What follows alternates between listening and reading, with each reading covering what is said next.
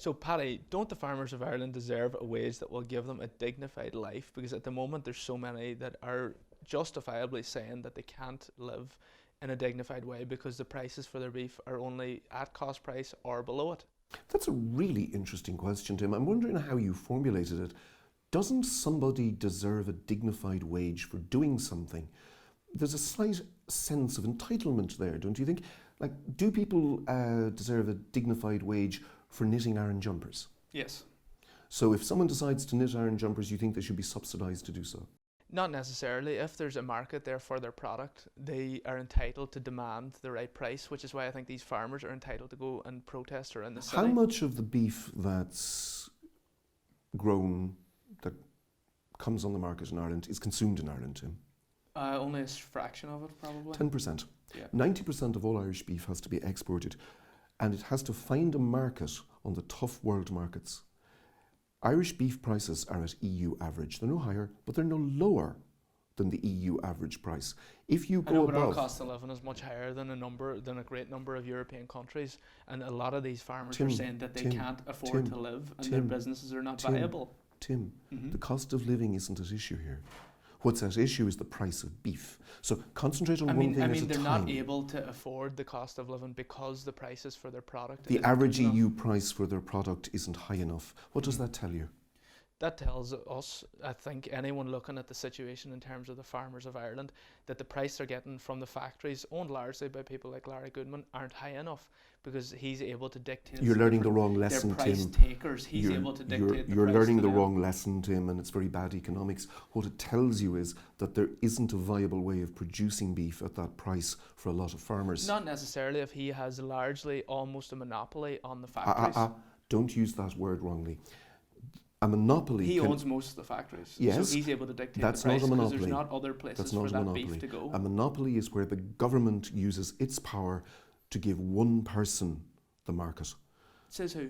That's what a monopoly is. That's No, not says who. You can't necessarily. use If this there's notion. one company that owns all of the factories, It still faces therefore competition it's a de facto because monopoly. it faces the threat of competition. Do you know that there was a farmer-owned meat plant? Yeah, co-op. Yeah, and it was the largest Irish financed co-op in the country. It was bigger than, I think, almost twice the size as its next nearest, some of the milk co-ops. And that went broke. But Paddy, if these protests, Do you want Larry Goodman to go broke? These small farmers will be pushed out Yes, of they will. rural Ireland. Yes, they will. And to me, not only is that highly regrettable, but it's also... You're a it's sentimentalist, not also- an economist. No, it's also unjust if the price been given by the monopoly that controls the factory. First of isn't all, a you've dignified decided there's a amount. monopoly. Well, almost all of the factories are owned by one company, correct? That's not a monopoly. Larry Goodman still has to give a competitive price. And as I said, the price of beef in Ireland is EU average. So the monopoly that you imagine exists isn't having a downward effect on price. The problem is that we produce more beef than anywhere else.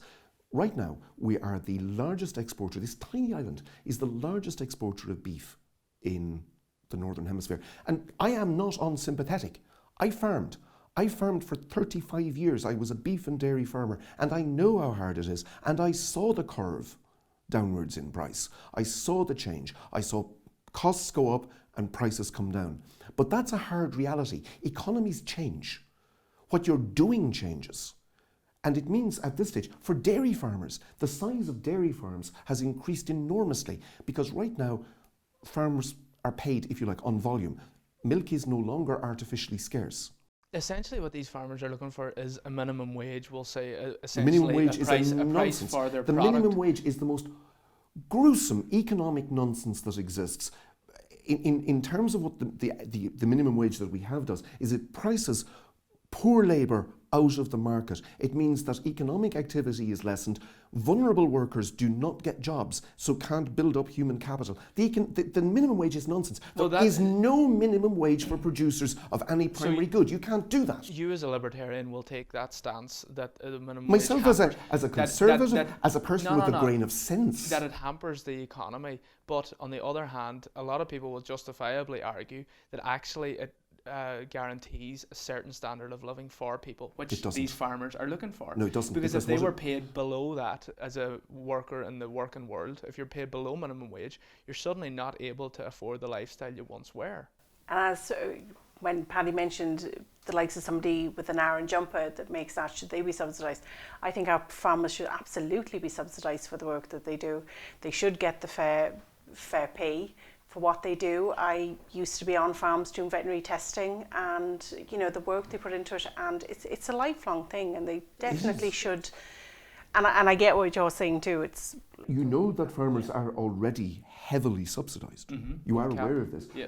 That that 1% of all VAT goes to the EU, and a lot of that comes back in VAT. Now, right now, of course, Ireland is a net contributor and has been for, I think, the last 10 years to the EU.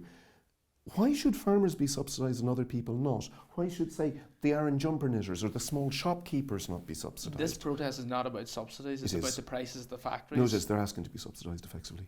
No, they're demanding a better price from the factories, which is a totally different thing from a factories are going to cap pay grant. the economic price. That's what they pay at the moment. The factories can dictate the economic price in this situation. If That's farmers the think problem. that they're paying that the factories have a monopoly and that monopoly is forcing down, there's always the opportunity to go in there, buy a factory or build one. Mm-hmm.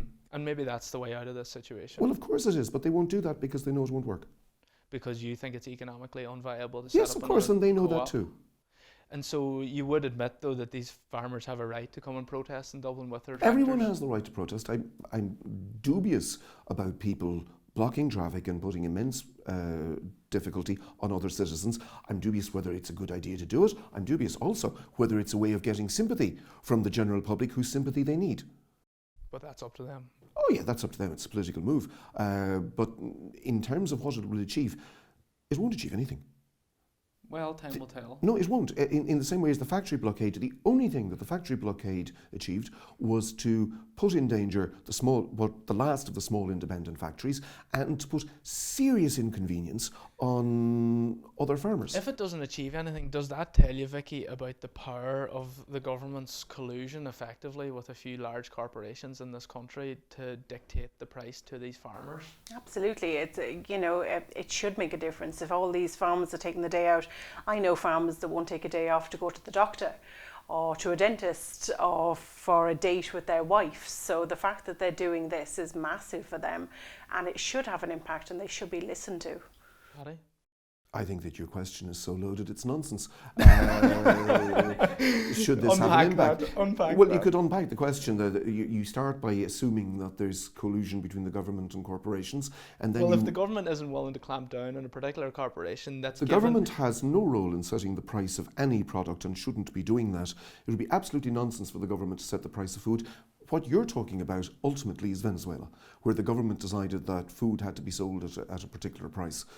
In Venezuela, the idea was to sell it cheaply. In Ireland, you want them to sell it dearly. Well, and you have sympathisers in the government. Setting a minimum wage is setting up something like Venezuela? Because it doesn't look like that from where I'm sitting. I think setting up the minimum wage is one of the cruelest, nastiest thing that the lefty liberals have done. But we haven't turned out like Venezuela. Well, I didn't say we would turn out Venezuela for a minimum wage. But by extending a minimum price for a product into eventually the beef you factory, will. you think that will turn us into I think eventually you will. What you do is you stop people buying your beef. Well, of course, here what you do. Totally let's be hypocritical. Let's be just Irish. Let me finish that point on Venezuela. It's totally different from Venezuela in the sense that they're not attempting to nationalise beef factories if they set minimum prices. It's simply that setting minimum prices. No, it's far worse. It's what the Nazis did. No, the communists. No, you see, you don't know this. No. The communists nationalised stuff. The Nazis just told them what price to sell it at. So you want to be a nice little national socialist. It's not telling them what price to set them at. It's saying there's a minimum price. You're selling what price to sell at.